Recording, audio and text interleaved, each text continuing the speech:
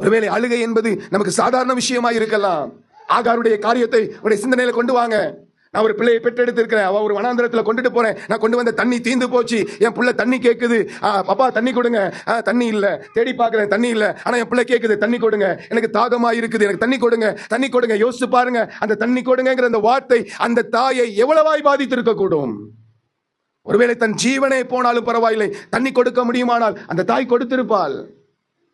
ஆனால் கொடுக்க முடியாத ஒரு சூழ்நிலை வரும் பொழுது, எப்பக்கம் பார்த்தாலும் காணல் நீரை தவிர தண்ணீர் கிடைக்காத ஒரு சூழ்நிலை வரும் பொழுது, என் பிள்ளை மரித்து விடும் என்கிற அந்த அந்த அந்த ஒரு சூழ்நிலை வரும் பொழுது, என் பிள்ளையுடைய மரணத்தை நான் பார்ப்பதற்கு என்னால முடியாது, தாங்கிக் கொள்ள முடியாது என்று சொல்லி அந்த இருதயத்தை வேதனை நிறைந்தவளாக அந்த குழந்தையுடைய ஜீவனை தன்னுடைய இருதயத்தில் சுமந்து கொண்டு அவள் ஒரு அழுத ஒரு சூழ்நிலை, அவள் மரணத்தை பார்க்க கூடாதபடி எதிரே அம்பு பாய்கிற தூரத்தில் நின்று அந்த பிள்ளைக்காக என்ன பண்றா?